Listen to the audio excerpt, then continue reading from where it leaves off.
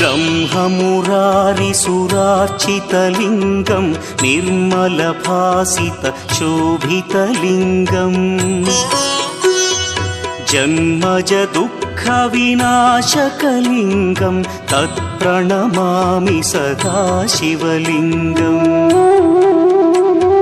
देवमुनिप्रवरार्चितलिङ्गं कामदहन करुणाकरलिङ्गम्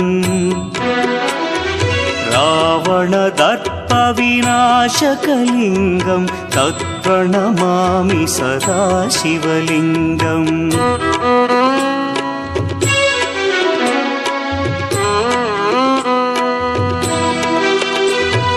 सर्वसुगन्धसुलेपितलिङ्गं बुद्धिविवर्धनकारणलिङ्गं सिद्धसुरासुरवन्द्यं